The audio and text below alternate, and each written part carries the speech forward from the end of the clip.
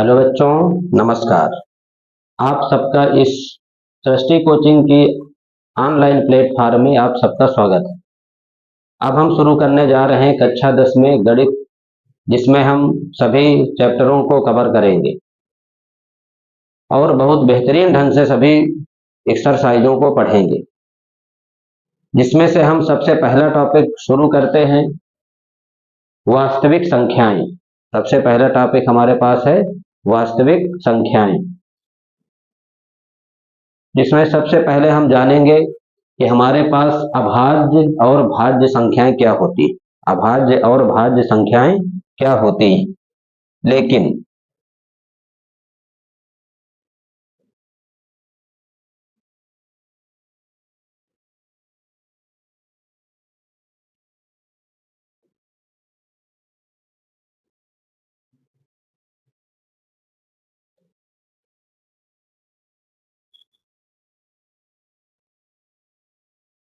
लेकिन अभाज्य और भाज्य संख्याओं के पहले हमको जानना होगा कि वास्तविक संख्याएं हमारे पास क्या होती हैं।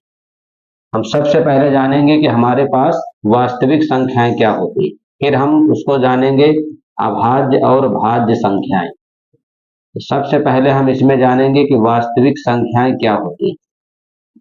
वास्तविक संख्याएं क्या होती हैं। तो वास्तविक संख्याएं बच्चों क्या होती हैं। वास्तविक संख्याएं क्या होती हैं। वास्तविक संख्याएं जो होती हैं, ये संख्याएं हमारे पास परिमेय, अपरिमेय, पूर्णांक, पूर्ण संख्याएं या प्राकृतिक संख्या। तो सभी पूर्ण प्राकृतिक, सभी पूर्ण प्राकृतिक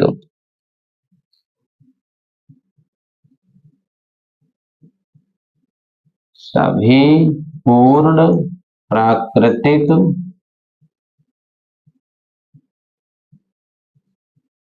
सभी पूर्ण प्राकृतिक पूर्णांक पूर्णांक परिमेय परिमेय और अपरिमेय परिमेय और अपरिमेय परिमेय और अपरिमेय परिमेय और अपरिमेय संख्याएं। परिमेय और अपरिमेय संख्याएं क्या होती हैं। वास्तविक संख्याएं कहलाती हैं। जितनी भी हमारे पास पूर्ण संख्याएं होंगी, प्राकृतिक संख्याएं होंगी, अथवा परिमेय संख्याएं होंगी और अपरिमेय संख्याएं होंगी, ये वास्तविक संख्याएं कहलाती हैं। कौन सी संख्याएं कहलाती हैं। वास्तविक संख्याएं कहलाती हैं। वास्तविक संख्याएं कहलाती हैं। वास्तविक संख्याएं कहलाती हैं।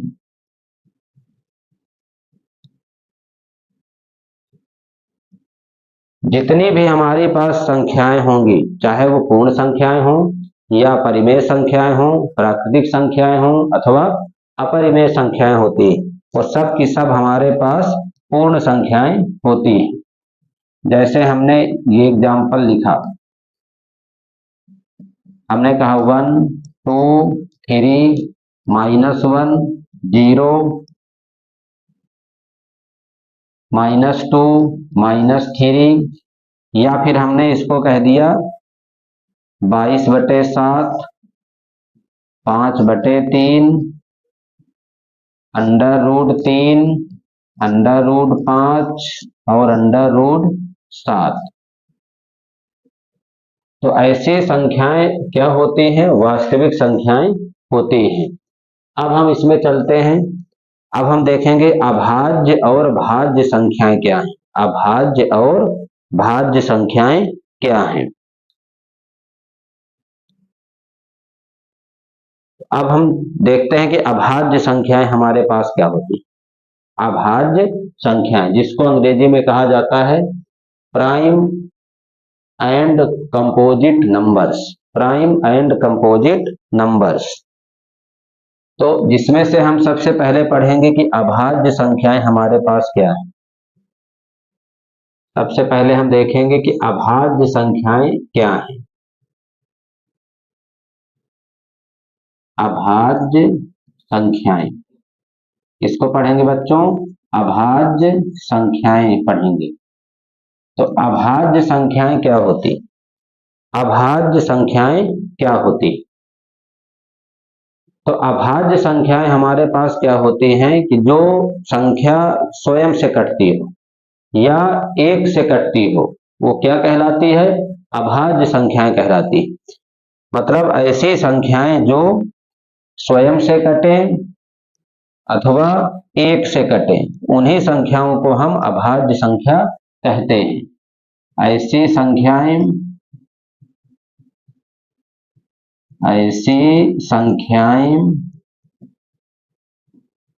जो ऐसी संख्याएं जो स्वयं अथवा एक से विभाजित होती अथवा एक से विभाजित होती अथवा एक से विभाजित होती हैं अथवा एक से विभाजित होती हैं, अभाज्य संख्याएं कहलाती हैं।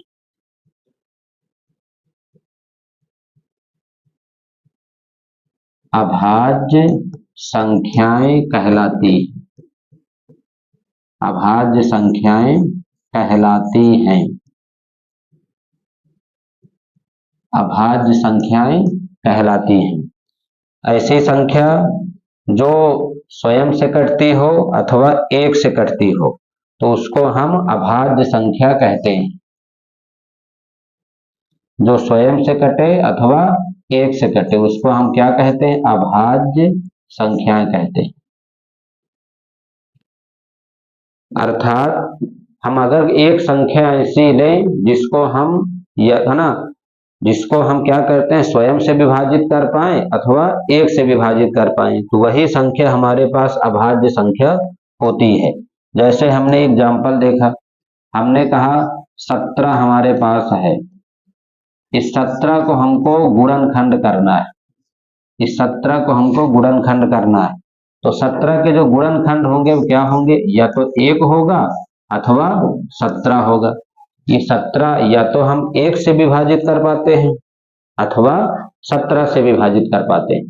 तो ऐसी संख्याएं हमारे पास क्या होती हैं? अभाज्य संख्या। जैसे दूसरा कोई हम लेते हैं, 37 हमने ले लिया। 37 कौन सी संख्या ले लिया? 37। अब इस 37 को गुणनखंड के रूप में हम क्या लिख सकते हैं? बताइए, गुणनखंड के रूप में हम क्या लिख सकते हैं? तो इसको हम गुणनखंड के रूप में देखें तो ये 1 से विभाजित होगा और स्वयं से विभाजित होगा। 1 से विभाजित होता है और स्वयं से विभाजित होता है। तो ऐसी संख्याएं ही अभाज्य संख्याएं कहलाती। अभाज्य संख्याएं, तो अभाज्य संख्याओं में हमने क्या बताया था कि ऐसी संख्याएं जो एक और स्वयं से विभाजित होती हो, अभाज्य होती। अब हमको क्या पढ़ना है? भाज्य संख्याएं क्या होती।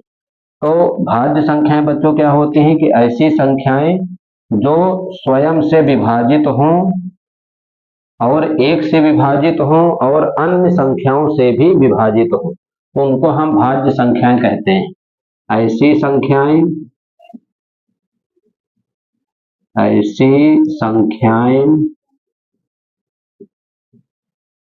जो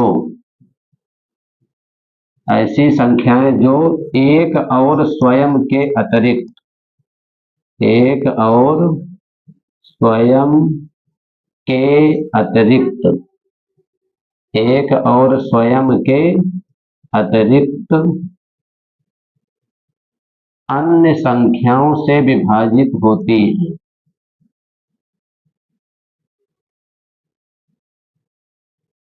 अन्य संख्याओं से विभाजित होती है। अन्य संख्याओं से विभाजित होती है।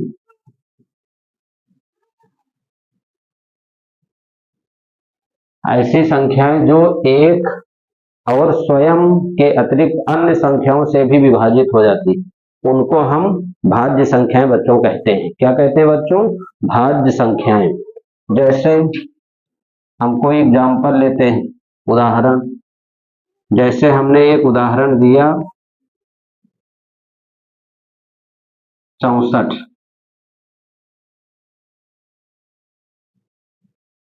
चौसठ ले लिया। अब 64 को देखा जाए तो 64 जो है 1 से करता है, 2 से भी करता है, 4 से विभाजित हो जाता है, 8 से विभाजित हो जाता है, 16 से भी विभाजित होता है, 32 से भी ये विभाजित होता है। तो इस प्रकार की संख्याएं जो होंगी वो भाज्य संख्याएं कहलाती हैं, जो एक और स्वयं के अतिरिक्त, और 64 से भी विभाजित होता है। तो ये 64 हमारा 1 से भी विभाजित हो जाता है, 2 से भी विभाजित हो जाता है। अगर हम 4 का भाग 64 में दें तब भी विभाजित रहेगा, 8 का भाग 64 में देते हैं तब भी विभाजित है, 16 का भाग 64 में देते हैं, 16 चौको 64। इसके बाद 32 का भाग 64 में देते हैं, 32 दूनी 64, 64 का 64 में हम भाग देते हैं तो 1 आता है। तो इस प्रकार से इन संख्याओं को हम भाज्य संख्याओं के नाम से जानते हैं। अब इसमें हम कुछ चीजों को देखेंगे नोट के रूप में। जैसे हम कहते हैं कि जो हमारे पास एक है, संख्या एक जो हमारे पास होती है, पहला नोट, संख्या एक ना ही भाज्य है, ना ही भाज्य है, और ना ही अभाज्य।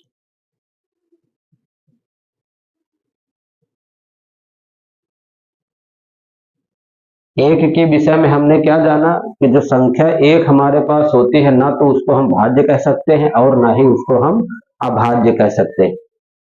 अगला हम देखते हैं 2 के विषय में क्या होता है।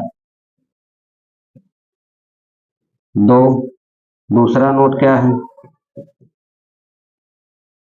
संख्या जो 2 होती है, संख्या 2 सबसे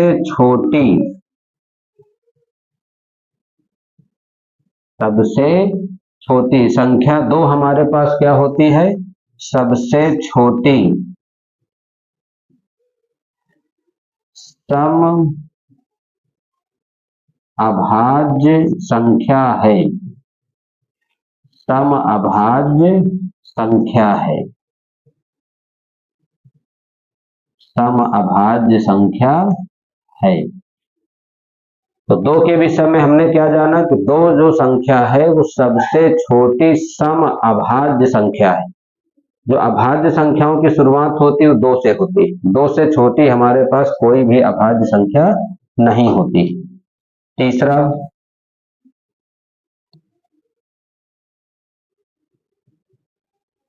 अगर हम सबसे छोटी समभाज्य संख्या की बात करें, सबसे छोटी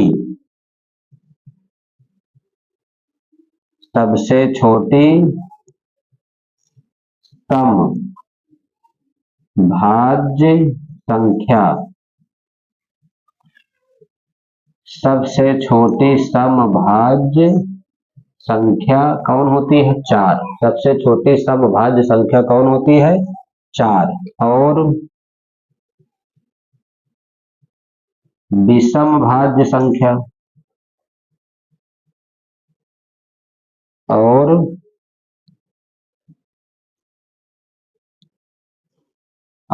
विषम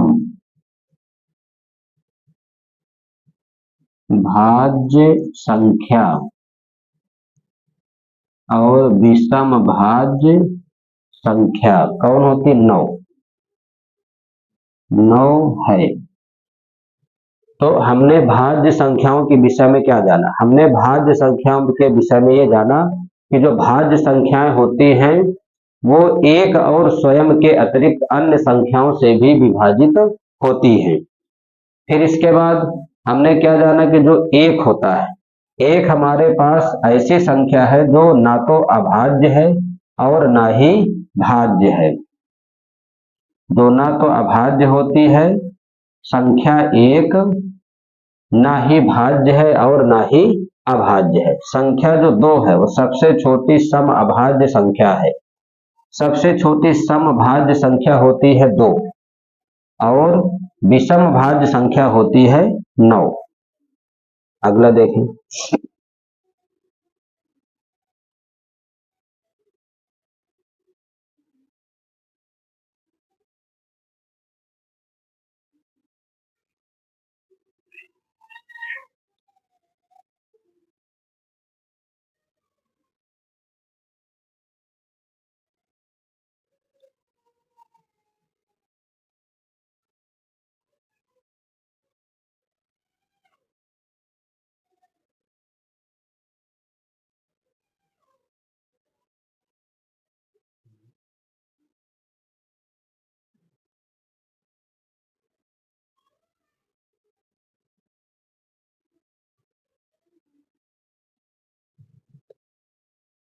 आगे हम देखते हैं किसी संख्या का गुणनखंड।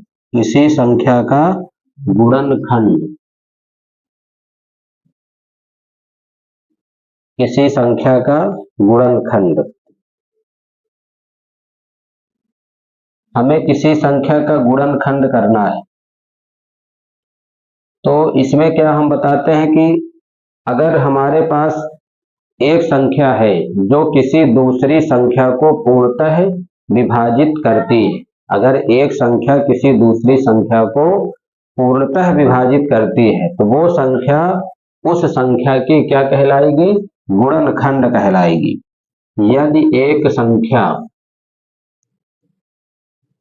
यदि एक संख्या किसी दूसरी संख्या को यदि एक संख्या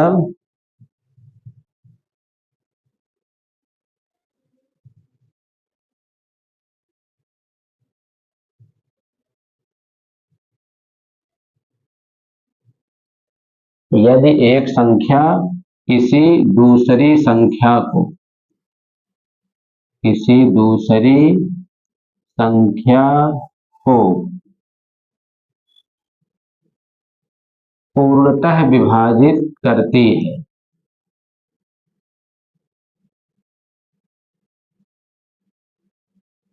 पूर्णतः विभाजित करती है पूर्णतः विभाजित करती है तो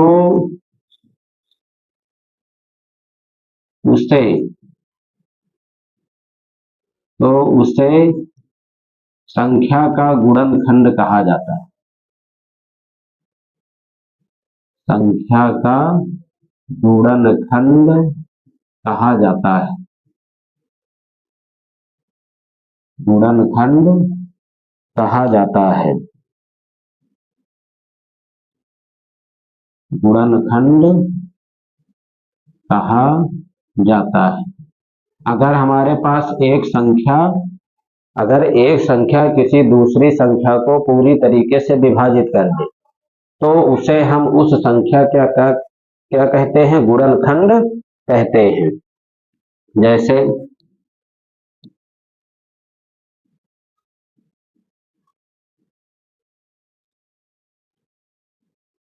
जैसे हमने कह दिया 98। अब 98 का अगर हम गुणनखंड करते हैं 98 का अगर हम गुणनखंड करते हैं तो 98 का गुणनखंड क्या होगा? 2 गुणे 7 गुणे 7। या हम इसको कह सकते हैं कि 98 का गुणनखंड होगा 2 गुणे 49।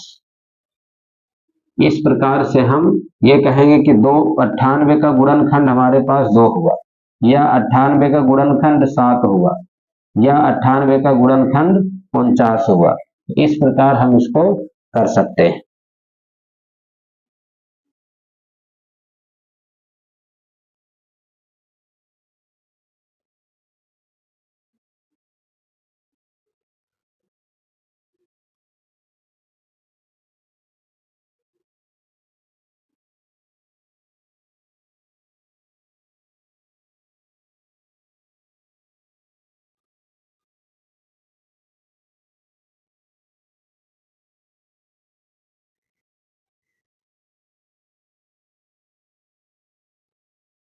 अगला देखते हैं।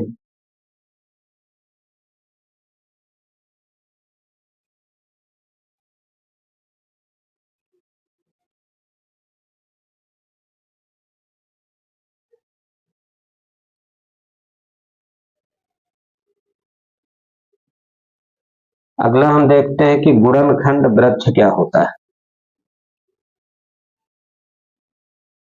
अगला हम देखेंगे गुणनखंड वृक्ष क्या होता है।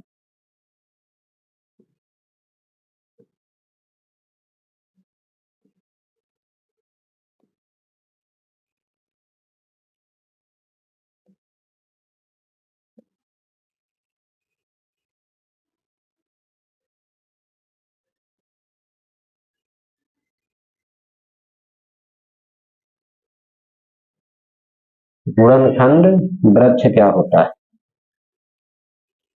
तो गुणनखंड वृक्ष क्या होता है, अगर कोई संख्या है उसके जो गुणनखंड है, किसी संख्या के गुणनखंडों को वृक्ष के रूप में प्रदर्शित करना क्या कहलाएगा, गुणनखंड वृक्ष कहलाएगा। किसी संख्या के गुणनखंडों को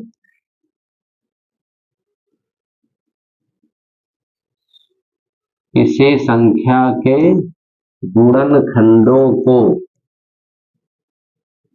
किसी संख्या के गुणनखंडों को वृक्ष के रूप में प्रदर्शित करना, वृक्ष के रूप में प्रदर्शित करना, वृक्ष के रूप में प्रदर्शित करना। किसी संख्या के गुणनखंडों को वृक्ष के रूप में प्रदर्शित करना गुणनखंड वृक्ष कहलाता है। गुणनखंड वृक्ष कहलाता है। गुणनखंड वृक्ष कहलाता है। वृक्ष क्या होता है, वृक्ष में क्या होता है, शाखाएं होती हैं, टहनियां होती हैं, पत्ते होते हैं, है ना, तो उसमें शाखाएं निकलती हैं। तो उसी तरीके से यहाँ पर भी हमारे पास शाखाएं निकलेंगी। जैसे हमने कह दिया कि हमको गुणनखंड करना है, गुणनखंड हम करते हैं 628 का, किसका कराते हैं, 628 का। अब इसको वृक्ष आरेख के रूप में हमको दिखाना है, इसको वृक्ष आरेख के रूप में हमको दिखाना है। तो हमने क्या किया, ये मेन आदमी हो गया 628, ये हमने इसको कह दिया ये मेन आदमी है 628। अब इसको हम 2 से डिवाइड करते हैं, इसका पहला शाखा हो गई 2। अब 2 से जब इसको डिवाइड करते हैं तो इसकी दूसरी शाखा हमारे पास क्या बनती है, 2 से इसको डिवाइड करते हैं तो 2 3 6, 2 1 9 2, 2 4 को 8। फिर इसके बाद अब इस 314 को फिर हम करते हैं, तो 314 का जो पहला गुणनखंड होगा इसको 2 से हमने डिवाइड किया, 2 से डिवाइड किया। अब ये क्या होगा हमारे पास, 2 से इसको डिवाइड किया तो 2 1 9 2, 11 हो गया, 2 पंचे 10 हो गया और 2 सत्ते 14 हो गया, इतना हुआ। अब ये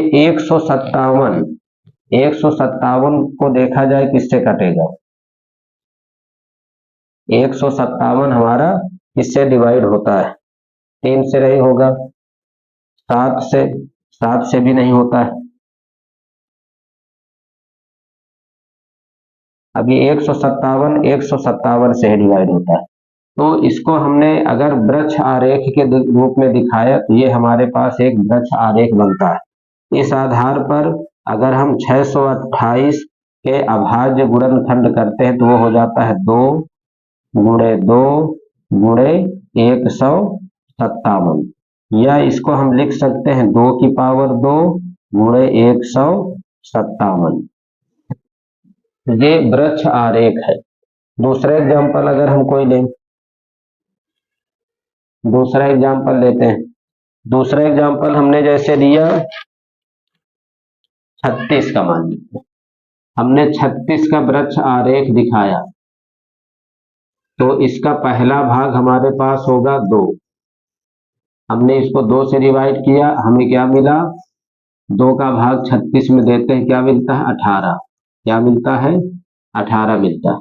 फिर इस 18 में हम 2 से डिवाइड करते हैं, अब हमें क्या मिला, 9 गुणिया 18। अब ये 9 हम किससे काटेंगे, 3 से। 3 से डिवाइड किया तो 3 त्रिको 9, ये हो जाएगा। अब इसका अगर हम 36 के अभाज्य गुणनखंड करते हैं तो क्या मिलता है, 2 गुणे 2 गुणे 3 गुणे 3। तो इसको हम लिख सकते हैं 2 की पावर 2 गुणे 3 की पावर 3, 3 की पावर 2, 2 की पावर 2 गुणे 3 की पावर 2। अंकगणित की आधारभूत प्रमेय किसे कहते हैं? तो अंकगणित की जो आधारभूत प्रमेय है, तो इसमें यह बताया जाता है कि अगर हमारे पास कोई संख्या है तो उसके अभाज्य गुणनखंडों को हम अद्वितीय गुणनखंड के रूप में लिख सकते हैं। किसी संख्या या किसी भाज्य संख्या को अभाज्य संख्याओं के हम अद्वितीय गुणनखंडों के रूप में प्रदर्शित करते हैं, उसी को आधारभूत प्रमेय के नाम से जाना जाता है। किसी भाज्य संख्या, किसी भाज्य संख्या, किसी भाज्य संख्या को, किसी भाज्य संख्या को, किसी भाज्य संख्या को अभाज्य संख्याओं को, अभाज्य संख्याओं, अभाज्य संख्याओं के अद्वितीय गुणनखंडों, अभाज्य संख्याओं के अद्वितीय, अद्वितीय, किसी भाज्य संख्या को अभाज्य संख्याओं के अद्वितीय गुणनखंडों, अद्वितीय गुणनखंडों के रूप में, के रूप में प्रदर्शित किया जा सकता है, रूप में प्रदर्शित किया जा सकता है, किया जा सकता है।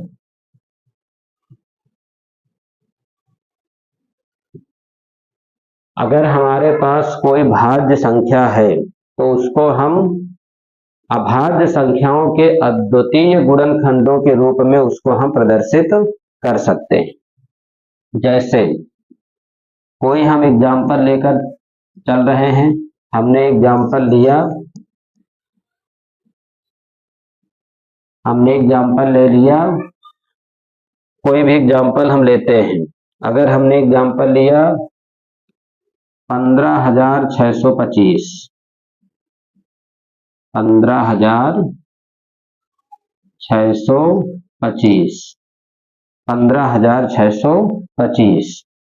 अब इस 15,625 के हमने अभाज्य गुणनखंड किया, तो 15,625 का अगर हम गुणनखंड कराते हैं तो इसको हम काटते हैं 5 से, 5 कहीं 15, 5 का नम 5, 5 दूनी 10, 5 पचे 25। फिर 5 से हमने इसको काटा तो 5 छक्का 30, 5 दूनी 10 और 5 पचे 25। 625 को फिर हमने 5 से डिवाइड किया तो 5 का नम 5, 12 हो गया, 5 दूनी 10, 5 पचे 25। फिर इसको 5 से डिवाइड किया तो 5 दूनी 10, 5 पचे 25, 5 पचे 25 और 5 का नम 5। इस प्रकार से हमने 15,625 के गुणनखंड कराया। अब 15,625 को हम अभाज्य गुणनखंडों के रूप में कैसे लिखेंगे? 15,625 को हम लिखेंगे 5 गुणे 5 गुणे 5 गुणे 5 गुणे 5 गुणे 5, अर्थात इसको हम कितना लिख सकते हैं? तो इसको हम लिख सकते हैं 5 की पावर 6 के रूप में।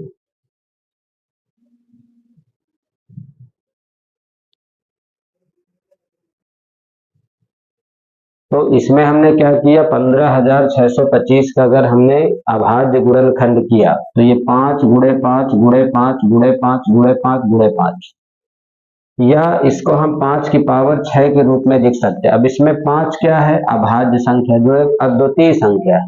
मतलब इसको हम 5 की पावर 6 के रूप में लिखे, 5 हमारे पास एक अद्वितीय संख्या है, तो इसलिए तो इसको हम इस प्रकार से अभाज्य गुणनखंडों के रूप में निरूपित कर सकते हैं। दूसरा कोई एग्जांपल हम जैसे लेते हैं, दूसरा हमने दिया 650। इस 650 के हमको अभाज्य गुणनखंड करना है, 650 के हमें अभाज्य गुणनखंड कराना है। तो 650 के हमने अभाज्य गुणनखंड अगर किया, 2 से काटा, 2 3 6, 2 दूनी 4, 2 पंचे 10। अब ये कितने से कटेगा? 5 से कटेगा। 5 छक्का 30, 5 पचे 25, फिर 5 से काटा, 13 पचे 65, 13 हमारे पास 13 से ही डिवाइड होता है। तो अगर हमने 650 के अभाज्य गुणनखंड किया, 650 के हमें अभाज्य गुणनखंड क्या मिलते हैं? तो 650 का हमने अगर अभाज्य गुणनखंड किया, मिला 2 गुणे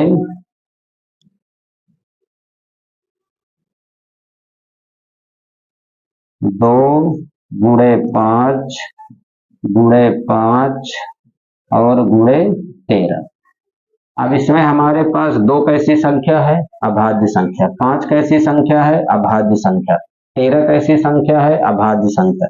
तो इसको हम लिख सकते थे 2 गुणे 5 की पावर 2 गुणे 13। मतलब अभाज्य संख्या 2 हमारे पास एक बार आती है, अभाज्य संख्या जो 5 है वो 2 बार आया, और अभाज्य संख्या 13 जो है वो एक बार आया है। तो यही आधारभूत प्रमेय का मतलब होता है। दूसरा है हमारे पास अभाज्य गुणनखंड विधि से मासा और लासा ज्ञात करना। अभाज्य गुणनखंड विधि से हमको मासा और लासा ज्ञात करना है। तो पीछे हमने गुणनखंड करना अभाज्य देखा, अभाज्य गुणनखंड करना हमने सीखा। अब हमको ये देखना है कि हम अभाज्य गुणनखंड विधि से मासा और लासा ज्ञात कैसे कर सकते हैं। तो इसके लिए हम कोई एग्जाम्पल लेकर इसको समझा रहे हैं। तो जैसे हमको 2 संख्याएं हमारे पास दी गई, हमारे पास कोई 2 संख्याएं दी गई, हमने कहा एक संख्या हमारे पास है 64, एक संख्या हमारे पास है 64। अभाज्य गुणनखंड करना हम पीछे देख चुके हैं। हमने एक संख्या लिया 64, दूसरी कोई संख्या हमने ले लिया, दूसरी कोई संख्या हमने ले लिया 96। अब इनका हमको मासा और लासा ज्ञात करना है।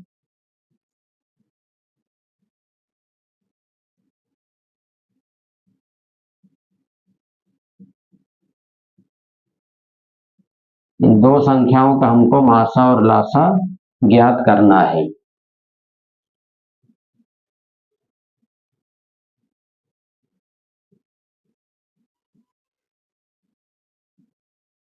अब देखिए, सबसे पहले हम बात करें कि मासा क्या होता है।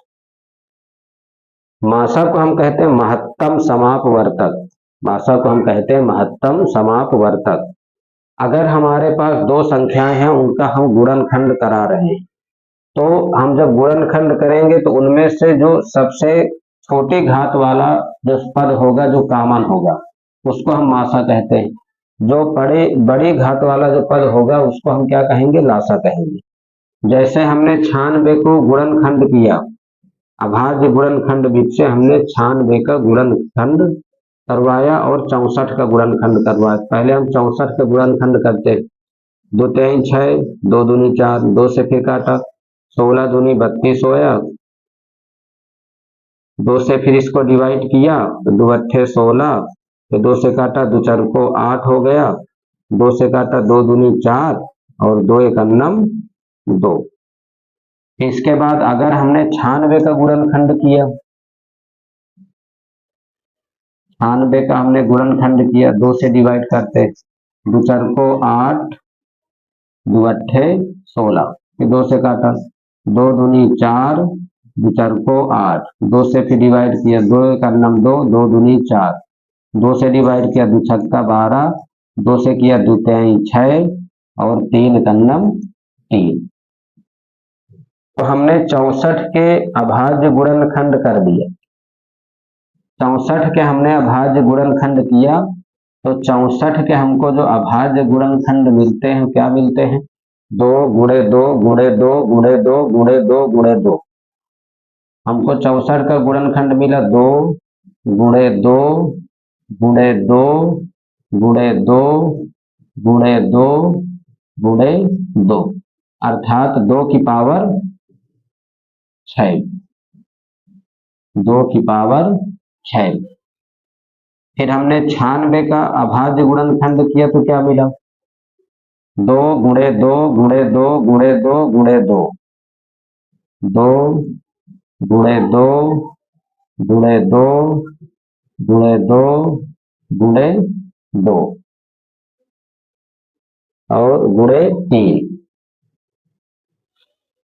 2 दूनी 4, 4 दूनी 8, 8 दूनी 16, 16 दूनी 32, 32 गुणे 3 96। या हम इसको और भी क्या लिख सकते हैं? हम इसको लिख सकते हैं 2 की पावर 5 गुणे 3। अब इसका हमको बताना है कि मासा क्या होगा। मासा क्या होगा? तो मासा में हम देखते हैं कि जो सबसे छोटी घात है और जो दोनों में कॉमन है उसको हम मासा कहेंगे। अब जैसे यहाँ पर 2 की पावर 6 है और यहाँ पर क्या है 2 की पावर 5, यहाँ 3 है, ऊपर 3 हमारे पास नहीं दिया गया, तो इसमें 2 हमारा 6 बार है, यहाँ पर 2 हमारा 5 बार है, तो कितने 2 कॉमन होंगे? 5। मतलब इसका जो मासा हुआ 2 की पावर 5, 2 की पावर 5 का मतलब कितना हुआ? 32। तो इसका जो मासा हमको निकला वो 32 निकला। अब हम लासा की बात करें, लघुत्तम समापवर्तक, लघुत्तम समापवर्तक, जिसमें बड़ी घात को कॉमन लेते हैं, 2 की पावर 6 और 2 की पावर 5, इनका जो लासा होगा वो होगा 2 की पावर 6। यहाँ पर 3 है तो हम इसे भी लिख लेते हैं। अब 2 की पावर 6 कितना होता है? 64, और 2 गुणे 3, 2 की पावर 6 64 गुणे 3, अगर इसका हम मल्टीप्लाई करते हैं तो 3 चौको 12 की 2 हासिल 1, त्रिछंग 18, 18 1 19, तो इसका मासा हुआ 32 और लासा हुआ 192। तो इस प्रकार से हमने देखा कि भाज्य संख्याएं हमारे पास क्या हैं, अभाज्य संख्याएं क्या हैं, गुणनखंड वृक्ष क्या है, अभाज्य गुणनखंड द्वारा गुणनखंड करना हमने देखा। अब हम कुछ एक्सरसाइज के सवालों को सॉल्व करते हैं।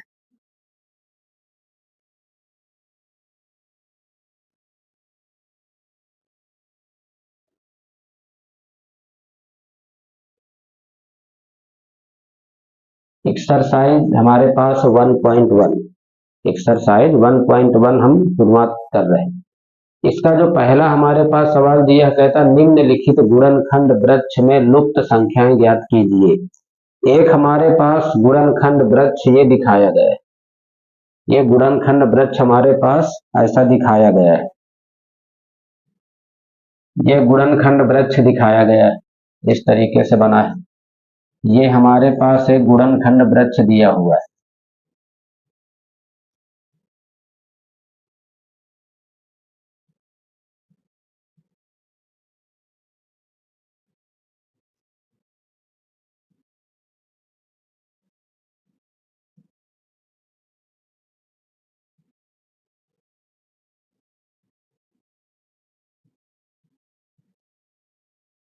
इस पहले सवाल को हम देखते हैं।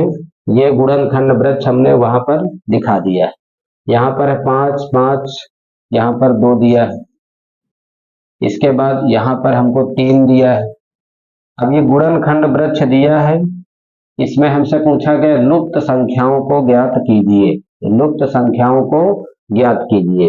तो इसकी शुरुआत हम नीचे से करेंगे। इसके हमने जब गुणनखंड किया, इस भाग का अगर हमने गुणनखंड किया तो उसका एक अभाज्य गुणनखंड हुआ 3, दूसरा अभाज्य गुणनखंड हुआ 2, मतलब इसका एक अभाज्य गुणनखंड हो गया 2 और दूसरा हो गया हमारे पास 3। तो इन दोनों का अगर आपस में हम गुणा करा दें, 2 और 3 का अगर हम गुणा करते हैं तो 2 गुणे 3 हमें क्या मिलता है, 6 मिलता है। तो इसमें 6 आ गए। फिर इसी प्रकार से इस भाग को अगर देखा जाए तो इसका पहला गुणनखंड 5 हुआ, दूसरा गुणनखंड हमारे पास 6 हुआ। तो अगर हम इन दोनों का आपस में गुणा कराते हैं तो हमें क्या मिलता है, 5 छका 30। इसी प्रकार से अब इस 5 का अगर हम 30 से गुणा करते हैं तो हमें क्या मिलेगा, 150। क्या मिलता है, 150। तो इस प्रकार से लुप्त संख्याओं को हमने यहाँ पर ज्ञात किया। दूसरा देखते हैं।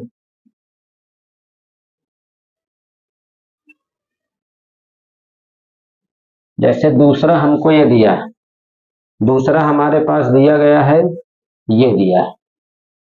अब इसी को देखो, ये हमारे पास दिया है, इसका पहला भाग हमारे पास 2 है, खाली स्थान बना हुआ। ये यहाँ पर इसके भाग किए गए 3 और 7। तो हम क्या करेंगे, इस 3 का इस 7 से अगर हम गुणा करते हैं तो हमें क्या मिलता है, 3 सते 21 मिलेगा। तो यहाँ पर सबसे पहले जो संख्या भरी जाएगी वो कौन होगी, 21। यहाँ पर जो संख्या आएगी वो 21 हो जाएगी। अब 2 का अगर 21 से हम गुणा करते हैं तो 21 दूनी ये 42 हो जाता है। तो इस प्रकार से हम इसको कर सकते हैं। तीसरा पार्ट क्या है, तीसरे पार्ट में हमारे पास दिया है 156। इसका हमने एक देखा तो 2 है, दूसरा है 78। फिर 78 का हमने किया तो 2 से डिवाइड किया तो 39 आ गए। फिर यहाँ 39 का एक भाग हमारे पास 13 है, दूसरा भाग हमारे पास ए है। तो हमें कुछ नहीं करना, इस 13 का भाग 39 में दे देना। अगर हमने 13 का भाग 39 में दे दिया तो 13 तिया 39, 3 का 13 से गुणा किया 39 आया, 2 का गुणा 39 किया 78 आया, 2 गुणा 78 किया तो 156 आया। तो हमारे पास जो एक ही जगह पर आएगा वो कौन होगा, 3 होगा। एक ही जगह पर हमको 3 मिलेगा। इसको हम देखते हैं ये क्या है। चौथा पार्ट हमारे पास ऐसा दिया है,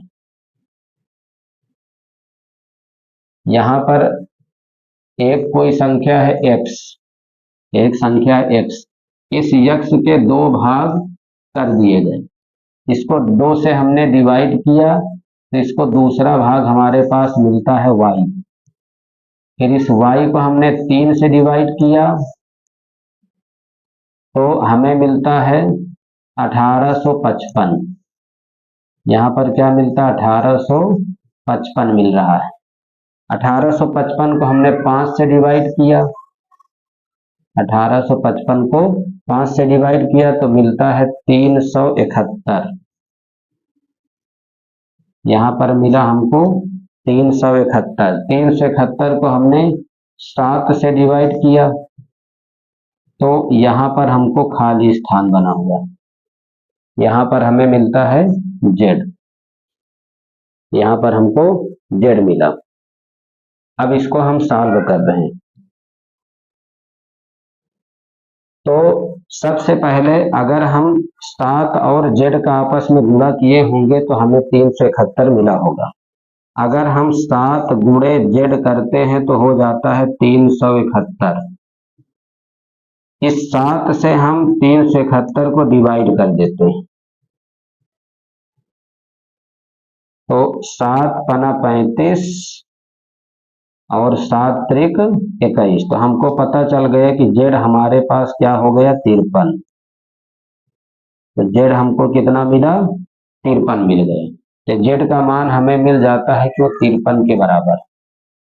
जेड का मान हमें कितना मिल गया, 53 के बराबर। अब इस 5 का गुणा हमने इससे किया होगा, 1855 आया। इस 3 का गुणा अगर 1855 से करते हैं तो क्या मिलता है, 5 मिलता है।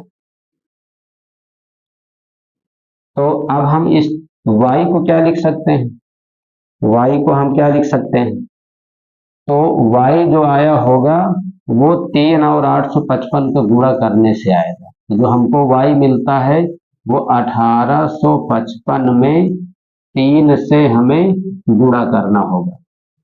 तो 3 × 5 = 15, 3 × 5 = 15, 1 = 16, 3 × 8 = 24, 1 = 25 और 3 × 9 = 3, 3 × 2 = 5। तो हमें y मिलेगा इतना 5565, 5565। x क्या होगा? तो x का एक गुणनखंड था 2 और दूसरा गुणनखंड था y, अर्थात जो x होगा, तो x कैसे आएगा? x आएगा जब हम 2 का गुणा y से कर दें। y हमारे पास क्या है? 5565। तो 2 × 5 = 10, 2 × 6 = 12, 1 = 13, 2 × 5 = 10, 1 = 11, 2 × 5 = 10, 1 = 11। तो यक्स मिलेगा 11130। तो हमको यक्स मिलता है 11130। इस प्रकार से हम लुप्त संख्याओं को ज्ञात कर सकते हैं। दूसरा क्वेश्चन देखते हैं क्या है।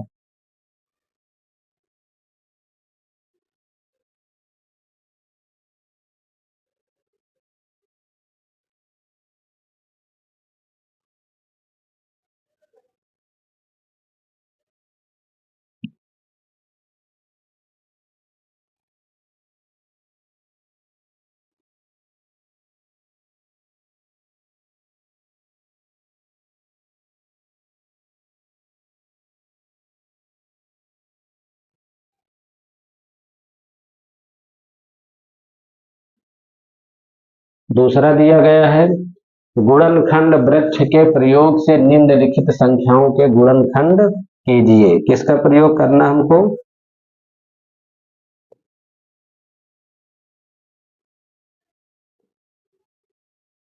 गुणनखंड वृक्ष का प्रयोग करके हमें गुणनखंड वृक्ष के प्रयोग से निम्नलिखित संख्याओं के गुणनखंड कीजिए।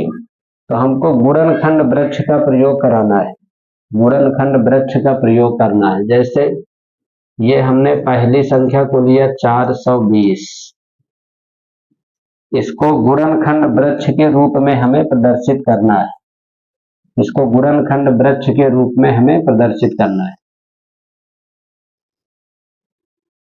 हमने यहाँ पर संख्या को रखा 420। अब इसको हमने 2 से डिवाइड किया,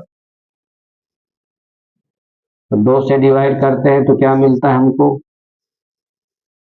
2 दूनी 4, 2 × 9 = 2, 0, 210 आ गया। अब इस 210 को हमने फिर से 2 से डिवाइड किया, अब क्या मिलता है? 2 × 9 = 2, भाग न खाया 0, 2 × 5 = 10, 105 मिलता है। 105 को हम काटते हैं 3 से, तो 3 × 3 = 9, 3 × 3 = 9 और 3 × 5 = 15, 35 हो गया। 35 को हमने काटा 5 से, तो 5 × 7 = 35। ये इसका वृक्ष आरेख बन गया। अब इसको अगर हम गुणनखंड के रूप में लिख रहे हैं, 420 को अगर हमने गुणनखंड के रूप में लिखा 2 × 2 × 3 × 5 × 7, 2 × 2 × 3 × 5 × 7, कौन कौन होगा? 2 × 2 × 3 × 5 × 7। या हम इसको ऐसा भी लिख सकते हैं, 2 की पावर 2 × 3 × 5 × 7। तो इस प्रकार से हम इसके गुणनखंड वृक्ष के प्रयोग से हम गुणनखंड करा सकते हैं। दूसरा देखते हैं, लिखा है 468। दूसरा हमारे पास क्या है? 468। दूसरा हमारे पास है 468। 468 68, इसको भी हमने 2 से डिवाइड किया। दूसरा भाग इसका क्या हुआ, 2 दूनी 4, 2 तिहाई 6, 2 चरको 8, फिर इसको 2 से डिवाइड करूं। अगला हमारे पास क्या होगा, 2 एक अन्नम 2, 2 एक अन्नम 2, 2 सत्ते 14, 3 से इसको डिवाइड करूं, 3 त्रिको 9, 3 त्रिको 9, 27 हो गया, 3 27, फिर 3 से डिवाइड किया तो 13 3 39,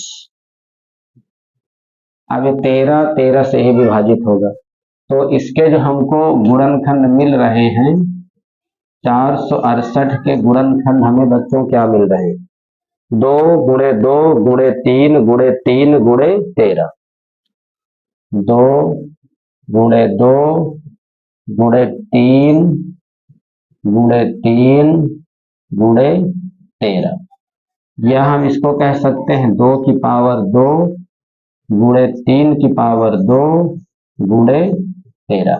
तो इस तरीके से हम वृक्ष आरेख या गुणनखंड वृक्ष के प्रयोग से गुणनखंड करा सकते हैं। अब ये तीसरा जो सवाल है 1008 और चौथा है 735, तो ये हम बच्चों आपको होमवर्क के लिए करने के लिए दे रहे हैं, इसको सब लोग करेंगे, जब नहीं आएगा तो उसको कमेंट करके अपना बताएंगे, और अगर किसी को कोई किसी भी प्रकार की समस्या है तो अपना कमेंट करके बता सकते हैं। हम कोशिश करेंगे कि आपको एक सबसे अच्छे से अच्छा कॉन्सेप्ट समझाया जाए और बेहतरीन ढंग से क्वेश्चनों को सॉल्व किया जाए। Thank you for watching this video.